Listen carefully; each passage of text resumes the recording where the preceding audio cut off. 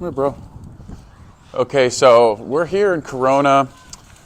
Just left another client's house, and as I was on my way back, obviously I've got Murphy here. Murph, can you climb? Up? Good. Hey, climb? That's good. So we got Murphy here, and I just saw this beautiful little space on my way down the mountain, and I got a bad feeling about that mic placement. And I was like, well, here's a great opportunity to work exactly what I want to work with him, which is provide an experience for him to come out into the world and get his feet on the earth. But also just point of emphasis, this guy's just extremely fearful and nervous, right? And he just lacks experience. And so that would be the first thing that I say to my wonderful and lovely clients, is that if we're looking to make any sort of improvement in regards to the way that he's able to perceive the world, the number one thing is very clear and obvious, and that is just more opportunity to do just that. And it's just what I do with any dog in general, but especially if I have a dog that is experiencing just stressed out over just being outside. It's like we come to a place like this, not a lot going on here, obviously. Now, obviously, end goal is to get him to be able to digest stimulants and things that are happening in the world. Like a couple hundred feet that way, we have a playground where there's kids playing and there's people and stuff. But I'm not particularly interested in getting too close to that at this juncture. Does that make sense? Because I just want to provide enough experiences in a controlled space for him to just come out here and live. So I'll be like, free. And of course, I've got the long line on him. And I want to give him all of it.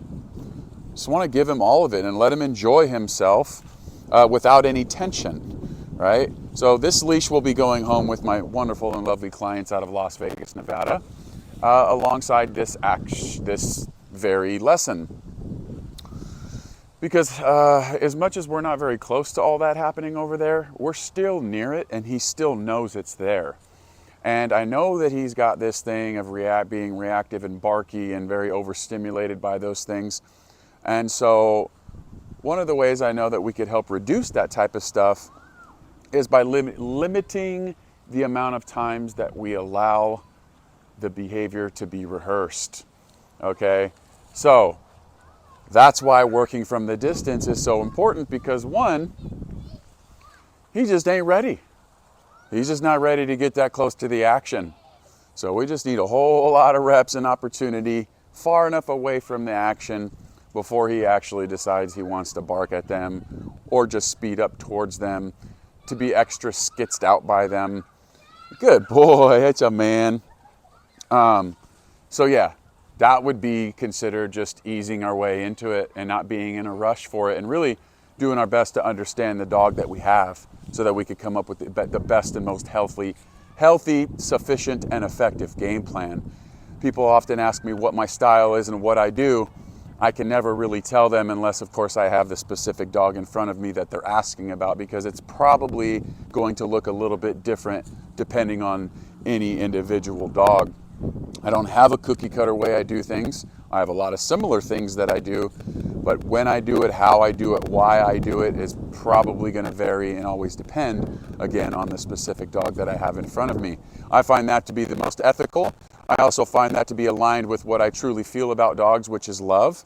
I love dogs, and I want to be as fair as I can. I want to be as appropriate as I can. And of course, obviously, I want to be as effective as I can. So anything you hear me do is always leaning into those sorts of things, which ultimately always eventually comes back around to a relationship status. Now, if I just throw him to the frickin' wolves and get too close to the stimulants, something he's not ready for, well, that's certainly not something that's going to play into our relationship very well, is it? I'm supposed to advocate for him. I'm supposed to understand him. And again, going back to what I said at the very beginning of this video, I'm supposed to give him enough opportunity to get to where we'd like to be, which is just see the dog come out of him. I'd like to see the dog come out of this guy. You know, it's not normal for a dog to come out in a big open space like this and just automatically feel sketched out and uncertain. It's a little more normal for me to see a dog come out here and be like, yeah, fucking party time. And that's really not the vibe I really get from him too much. But maybe with enough reps and enough good positive experiences, we might be able to get to that point. So that's what we're doing. And that's what I would recommend that my beautiful and lovely clients from Las Vegas, Nevada continue to do. Don't overcomplicate it. We're coming out here to have a good time and to hang out in this session with as limited amount of tension possible. Just be a dog, brother. Enjoy yourself. Use your nose. Put your nose in the ground. Be curious. Go put your paws in the dirt over there. Go, boy. That's a good man. That's a good boy. A dog will acclimate the best by way of utilizing their most powerful asset. Obviously, folks at home, you know that is the nose. Their sense of smell is something like 500 or 1,000 times, don't quote me on that, greater than ours. And the nose is their number one way they become familiar, or the number one way that they acclimate to things. Curiosity through the nose. What's this? What's this? Oh, been here before. Boom, come back to the same place. Now we're conditioning a positive experience to this place because they know that when they came here, man, they had a fucking party. And who'd they have a party with? You. Yeah. He doesn't particularly enjoy me putting my hands on him very much. So I'll give him like a subtle pat here and there. But he doesn't love the affection from Uncle Chad, and I honor that. I respect that. You know, I'm not the guy that's like, oh yeah, all dogs love me. Or all dogs love affection, because that's not to be the case. Sometimes too much affection for some dogs could actually be considered aversive. Motherfuckers don't want your affection, and that's where you see a lot of these bites happen on the internet. People thinking that every dog wants their affection and attention, and then bam, they just resort to the one thing they know they can resort to get you to fuck off. So it's just about understanding, again, the dog that you got. And don't be offended, you know, if the dog doesn't want to fucking have your dick beaters all over him. You know what I mean?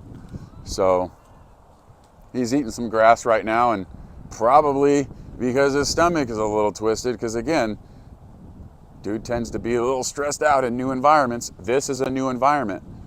I could probably go on and on and on, but I'll try to cut this video a little short.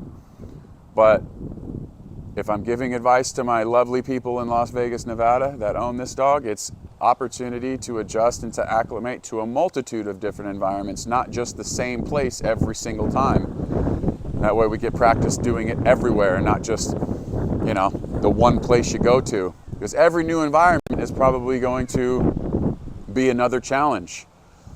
You know, if we just overcome all these different challenges and obstacles by going to a multitude of different places and environments, you might end up with a more well-rounded, more versed, more experienced, more socialized dog. So anyway, hopefully the mic was on for this. It looks like it was on, and hopefully we didn't get any distorted sound, which is something that happens quite frequently with this mic. But we're going to let him eat the grass, because oftentimes that is a solution to the upset tummy. Or he may just like it, and if that's the case, grass ain't gonna kill him. I'm gonna let him eat some grass. Not a big deal. Anyway, that's just what I got on my heart for this particular session. What we're gonna do now is we're just gonna walk around, and I'm gonna give him the entire leash. Okay, in another session, in another lesson, we'll talk about what the flip side to this strategy is, which is maintaining complete and utter control the entire time, working obedience, working impulse control. Also a really easy lesson, but probably a little more nuanced than just what I just explained.